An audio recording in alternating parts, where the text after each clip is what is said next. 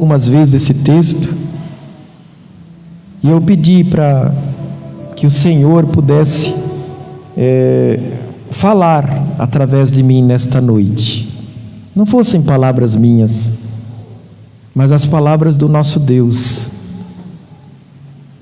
E eu coloquei, pelo menos aqui acima do título, Jesus recebe todos. Jesus recebe todos. Irmãos, algo que é aceito por todos nós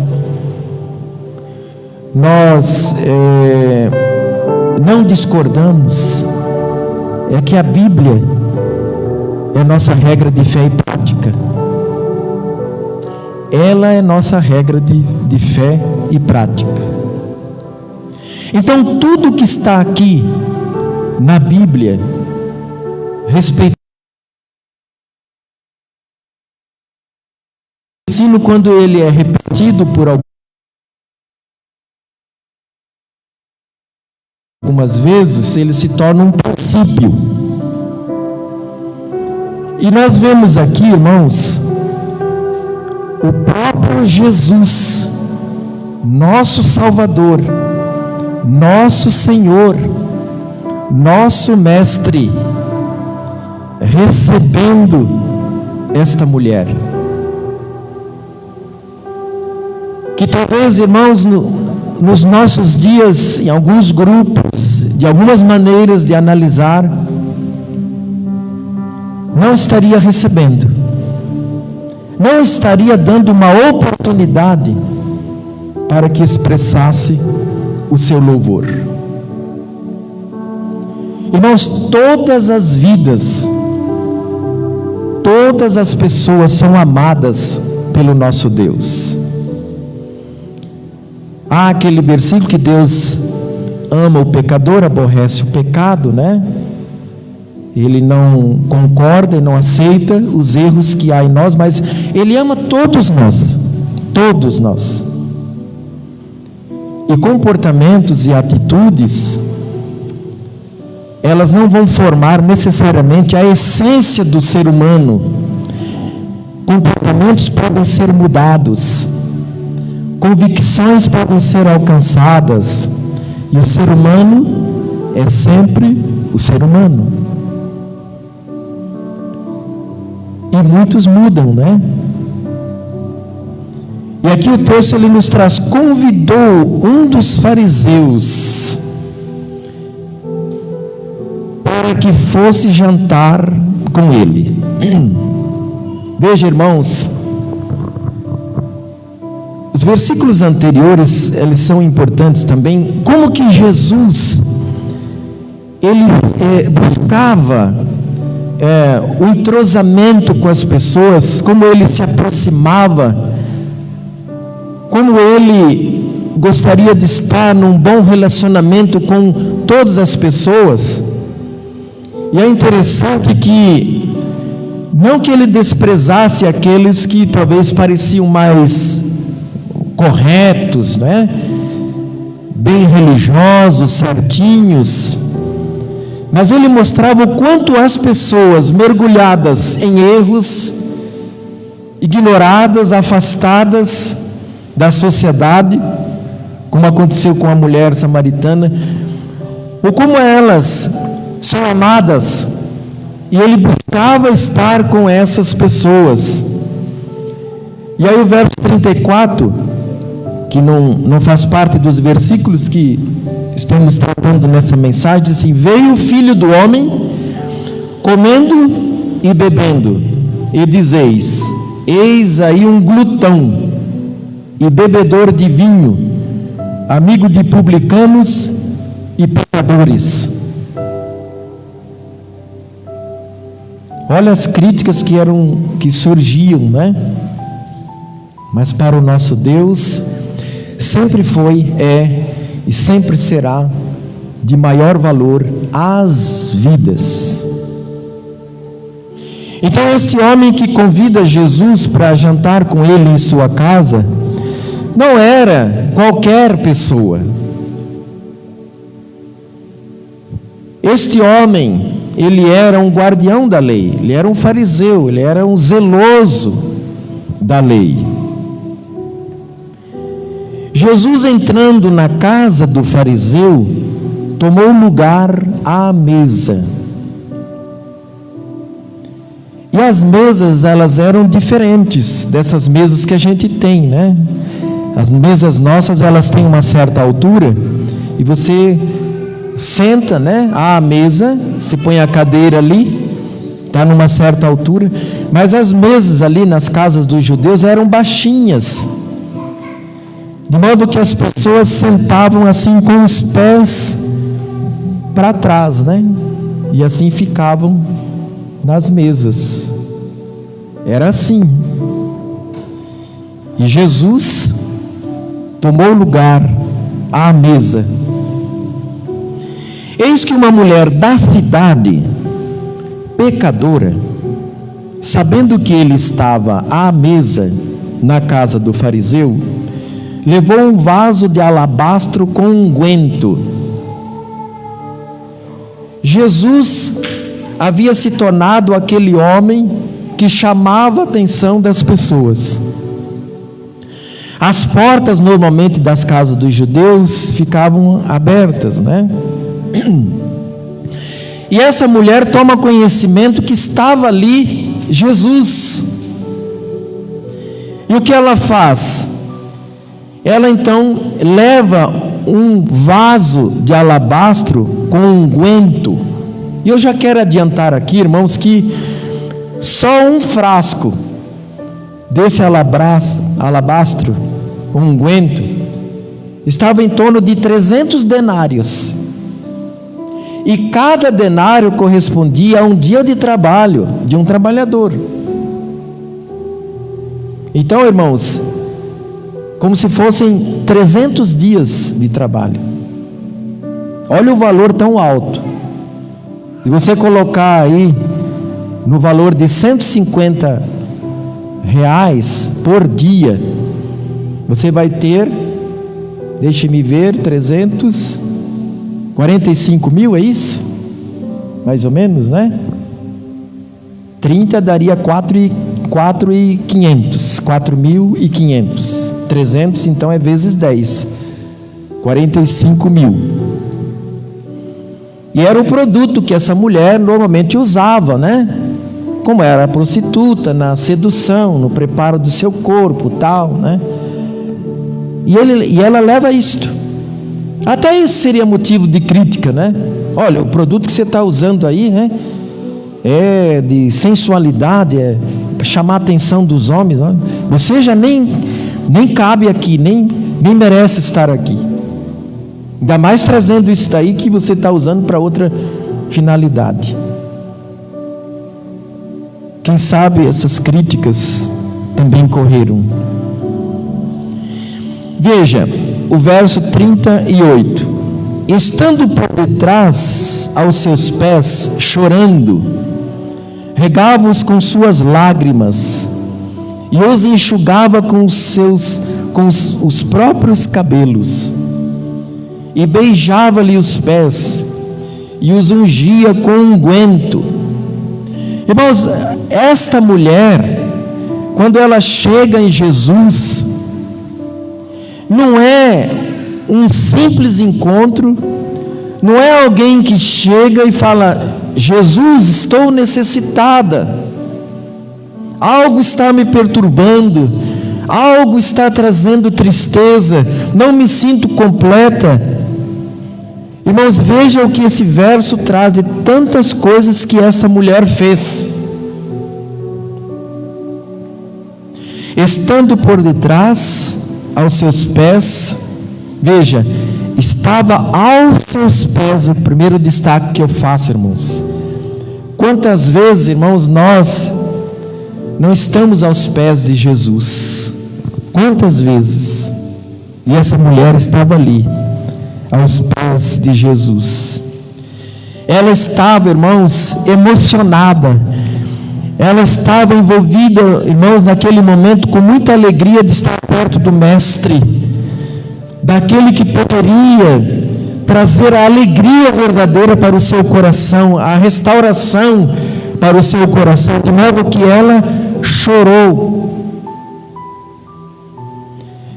E ela, irmãos, chorou de tal maneira que regava com suas lágrimas, regava ali os pés com as suas lágrimas. Irmãos, quanto que aquela mulher chorou. Simples, como alguns dizem, né? Aquelas lágrimas de crocodilo. Mas foi um choro, irmãos. Quantas vezes nós choramos assim na presença do Senhor? Quantas vezes? Eu tenho tido, irmãos, o privilégio de, por muitas vezes, orar e chorar na presença do Senhor, sentindo a ação, a direção e o mover do Espírito Santo. Então ela regava com as suas lágrimas e os enxugava com os próprios cabelos. Irmãos estão percebendo que tudo nesse momento da adoração vinha daquela mulher. Ela não usava nenhum objeto, nenhum vaso ali com água para lavar os pés, como era costume, não é? O povo andava muito com suas sandálias e os pés ficavam empoeirados, e aqueles que os recebiam em suas casas lavavam, né, como um sinal de hospitalidade, até de atenção, lavava os pés.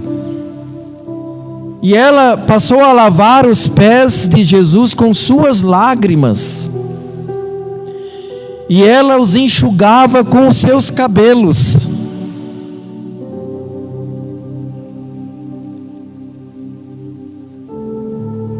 E ela beijava os pés e os ungia com unguento. Irmãos, ela chorou muito. Ela, com suas lágrimas, regava os pés, com seus cabelos enxugava, beijou. Sabe quando ficou assim, com muita alegria, beijando os pés de Jesus? E com unguento também derramado sobre os pés de Jesus. Isso, irmãos, é sinal de valorização. Aquela mulher valorizou a Jesus. Será que nós temos valorizado, irmãos, Jesus na nossa vida? Porque aquela mulher valorizou. Ao ver isto, o fariseu, veja, irmãos, eu quero fazer um destaque do começo desse versículo. Ele não estava olhando aquela mulher, aquela vida que estava carente, tinha se aproximado de Jesus. Ele estava analisando a atitude, não a pessoa. Estava analisando o que aquela mulher estava fazendo. Não estava vendo a mulher.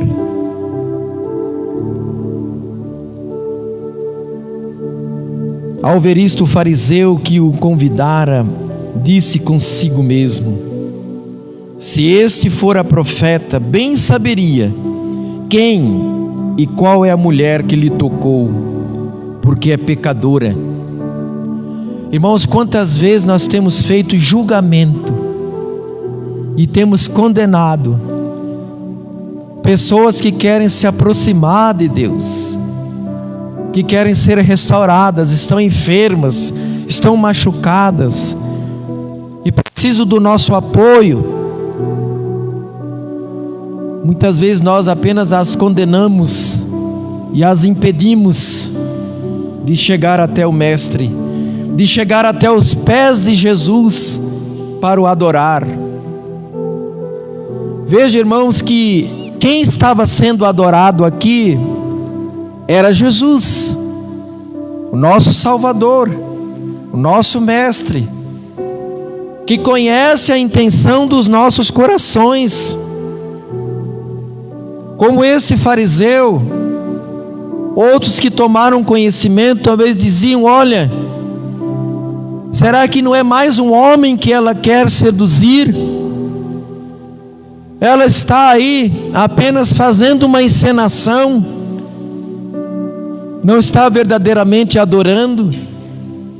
E esse fariseu chega a dizer: se esse homem fosse profeta, saberia que essa mulher é uma pecadora.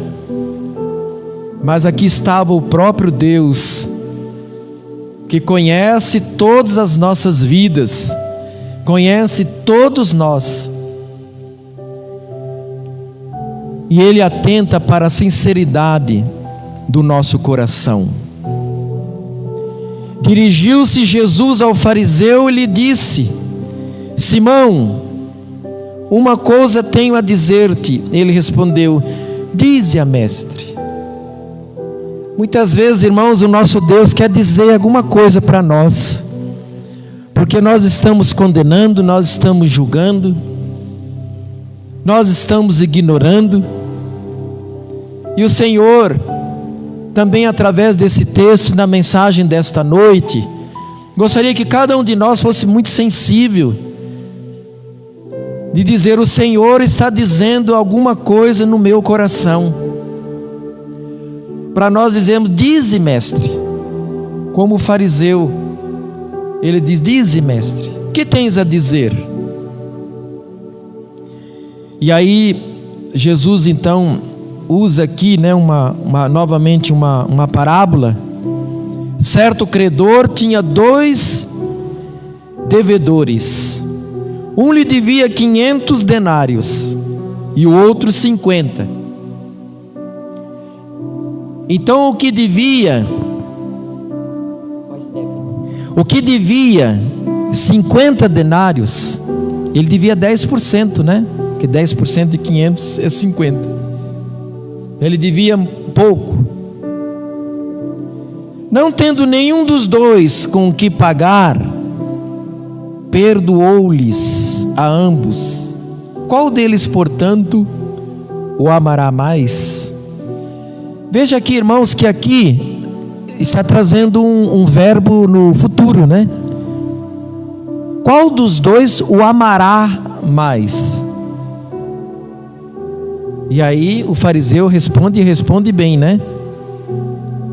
Ele diz então: aquele a quem foi mais perdoado.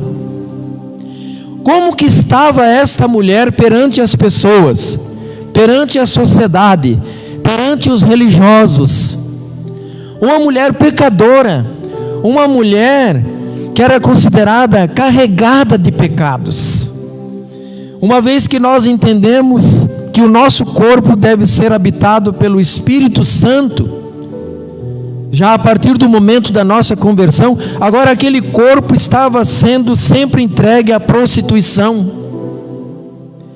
Então Jesus quer dizer que essa mulher, ao ser perdoada, ela sentiu um perdão muito grande para a sua vida, de modo que ela expressou gratidão dessas formas que nós já citamos. Chorou muito, derramou muitas lágrimas, enxugou os pés com os seus próprios cabelos e também derramou aquele unguento, aquele alabastro, que era um produto muito caro. Irmãos, a pessoa que ela está arrependida, a pessoa que quer o perdão de Deus, que quer a restauração do nosso Deus, ela não mede quantia, ela não mede esforços, ela não mede desafios, mas ela se aproxima e tudo oferece a Deus. Respondeu-lhe Simão: supondo que aquele a quem mais perdoou. Replicou-lhe: julgaste bem. Voltando-se para a mulher, disse a Simão. Então ele volta, né? Aquela mulher, ela é um exemplo, ela é um testemunho, para que Jesus pudesse analisar o comportamento daquele homem, do fariseu, que deveria dar o primeiro exemplo. Irmãos, muitas vezes essa palavra deve chamar a nossa atenção, quando muitas dessas coisas aqui não são praticadas, quando nos apresentamos como verdadeiros adoradores, mas está faltando, irmãos. Então, voltando-se para a mulher, disse a Simão: vês esta mulher? Entrei em tua casa e não me deste água para os pés. Jesus precisou apontar isto, irmãos. Ele, sendo o próprio propósito da adoração, ele podia fazer esse julgamento, ele podia. Então, voltando-se para mulheres, vês essa mulher? Entrei em tua casa e não me deste água para os pés, que era um costume, como eu falei. Os pés estavam todos empoeirados, e o dono da casa, então lavava os pés daqueles que os visitava. Essa, porém, regou os meus pés com lágrimas. Como eu falei no começo, irmãos, ela entrando, ela não disse assim: olha, tem aí um vaso aí com água aí, deixa que hoje eu tomo a frente para lavar os pés, desse convidado ilustre. Não, irmãos, ela foi com o que ela tinha no seu interior de adoradora. E ela, irmãos, ela rega os pés com lágrimas e os enxugou com os seus cabelos. Talvez ali soltando os cabelos, que era inclusive uma prática das mulheres de sensualidade, para chamar a atenção dos homens. Mas ela fez com o propósito de, naquele momento que estava adorando ao Mestre, ao Salvador, a Jesus, mostrou que os seus cabelos, que faziam parte da sua vida, do seu corpo, estava ali naquela adoração, estava ali, irmãos, naquela celebração ao Mestre. Não me deste ósculo, era costume beijarem-se, recebia alguém, dava um beijo, e aquele fariseu se descuidou até disto. Não me deste ósculo. Ela, entretanto, desde que entrei, não cessa de beijar os pés. É outro destaque que nós fazemos, irmãos. Ela não chegou simplesmente e deu um beijinho lá e pronto. Diz aqui, irmãos, o texto, nas palavras de Jesus, que ela não cessava de beijar, irmãos. Que momento, irmãos, de consagração. Que momento de adoração daquela mulher. E assim, na nossa adoração, irmãos, quanto mais nós fazemos, mais queremos fazer. Nós não medimos esforços, nós não calculamos vezes, mas aí estamos, irmãos, para ler sempre a palavra, para orar várias vezes, para cantar várias vezes, para levantar as nossas mãos várias vezes. E é isso que aprendemos com esta mulher. Não me ungiste a cabeça com óleo, mas essa com bálsamo ungiu os meus pés. Ela ofertou naquele momento algo precioso. Temos ofertado, irmãos, das nossas vidas algo que consideramos precioso. Não medimos, não calculamos. Isso vai me fazer falta. A mulher não pensou isto no momento.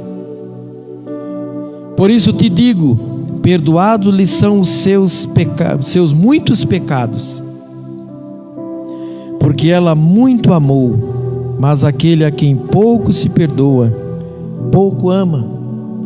Muitas vezes aquela vida espiritual acostumada, aquela vida espiritual tradicional, quando nos achamos santos, perfeitos, irrepreensíveis, dignos, apenas nós dignos de entrar no Santo do Santo, nós não sentimos, irmãos, nem o desejo de agradecer, que para nós parece que não tem nada para agradecer. Parece que tudo já foi perdoado, nós já estamos muito bem na presença do Senhor, não há nada para restaurar, não há nada para se refazer, não há nada para ser reconstruído. Muitas vezes nosso sentimento é assim. Então disse a mulher: perdoados são os teus pecados. Os que estavam com ele à mesa começaram a dizer entre si: quem é esse que até perdoa pecados? Irmãos, esse versículo também ele chama muito a nossa atenção. Será que conhecemos bem a Jesus? Porque aqueles que estavam à mesa disseram: quem é esse que até pecados podem perdoar?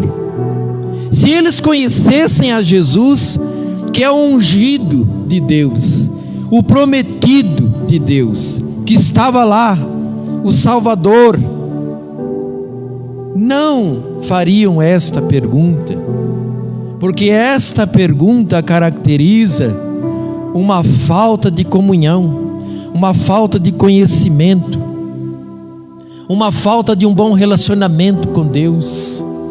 Quem é este? Será que nós conhecemos bem a Jesus? Mas Jesus disse à mulher: a tua fé te salvou, vai-te em paz. A tua fé. Nós aprendemos no livro de Tiago que a verdadeira fé, ela é evidenciada por obras. Ninguém pode dizer que realmente tem fé, como esta declarada aos Hebreus capítulo 11, verso 1: a fé é o firme fundamento das coisas que se esperam e a prova das que se não veem. Ninguém pode sustentar com o argumento irrefutável de que tem fé se não tem obras, porque as obras vão evidenciar essa verdadeira fé. É como chegar numa árvore que ainda não tem frutos, e nós vamos dizer: olha, só vai fazer sentido para essa árvore que é frutífera ter frutos. Quando você chega num pé de manga, que o final do ano dá manga, né? Durante o ano você fica olhando para ela, mas no final do ano você espera receber dela frutos. Isso é o normal, receber daquela árvore frutos. Das nossas vidas, irmãos, da mesma forma. Lá em João 15 nos traz que nós somos as varas ligadas à videira verdadeira, e a vara tem que dar frutos, que se ela não dá frutos, ela é cortada, ela não serve mais. Nós estamos ligados à videira verdadeira. Então a nossa fé, quando é uma fé verdadeira, apresentará frutos, será evidenciada, será provada com as nossas atitudes, o nosso modo de viver. Irmãos, para encerrar esta palavra, eu quero dizer aos irmãos: a nossa igreja, se nós começarmos um bom tempo de relacionamentos, em nome de Jesus ela vai crescer, porque nós recebemos até uma palavra, que é uma palavra que o irmão sentiu numa palavra profética. Ele disse: chuvas de bênçãos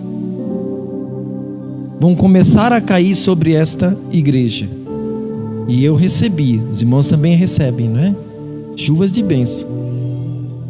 Teve um dia na semana que eu sonhei com um cano assim que não parava de sair água, e um grupo que estava num campo, e eles estavam correndo, que estava chovendo muito, tentando se abrigar da chuva. E eu lembrei dessa palavra do irmão.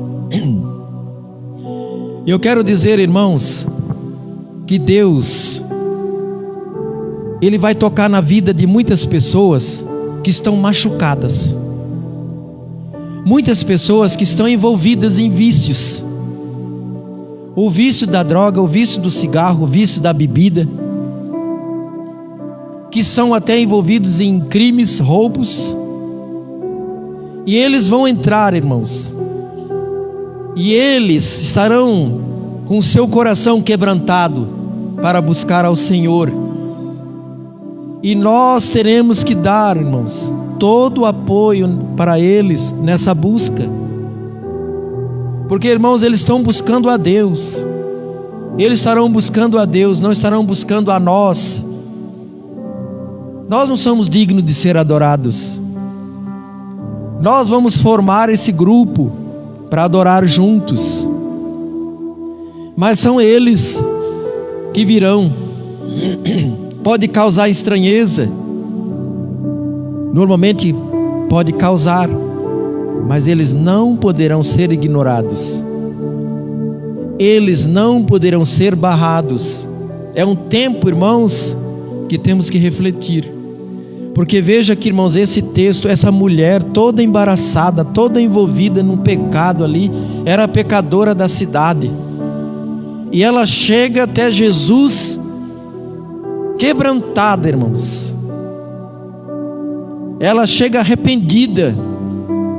E Jesus recebe a adoração desta mulher. Que Deus assim, irmãos, nos amadureça. Que Deus dê essa visão para nós. Que nós possamos, irmãos, ser agentes, cooperadores, para que pessoas sejam alcançadas, sejam restauradas.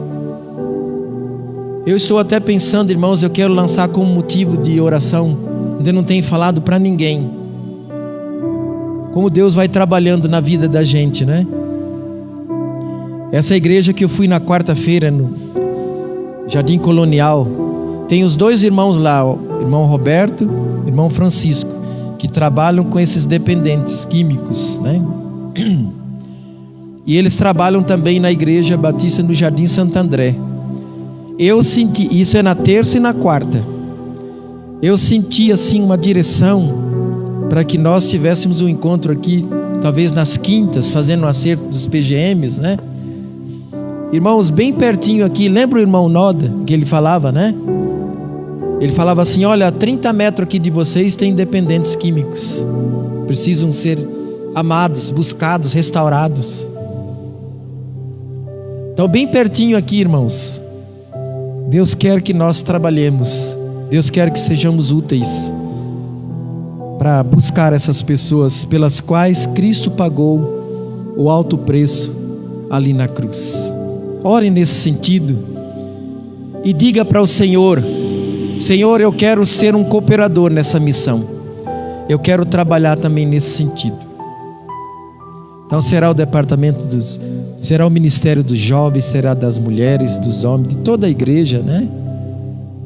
Se nós tivermos essa prontidão, vamos receber bem essas pessoas, e elas serão restauradas para a honra e glória do nosso Deus.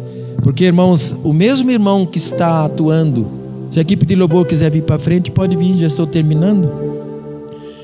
O mesmo irmão que está atuando no Jardim Santo André, também no Colonial, é um irmão que foi ganho lá na Cristolândia. Foi feito um bom trabalho, né, de restauração. Que Deus assim nos abençoe. Nós vamos orar, e aí o pós-lúdio, né, vamos dizer aqui, porque tu nos recebe.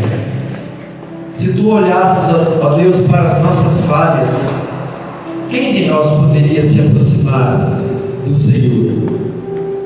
Quem de nós poderia abrir a boca para louvar, abrir a tua palavra para ler? Nenhum de nós, ó Deus, porque nós temos a natureza pecaminosa, estamos afastados, mas tu tens usado, ó Deus, de tanto amor,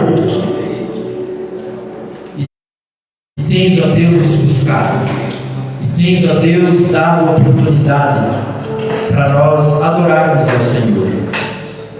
Quero pedir a Deus por todos nós nesta missão, nesse trabalho que tens para nós de restauração de vidas, para que mais e mais vidas sejam alcançadas para a tua honra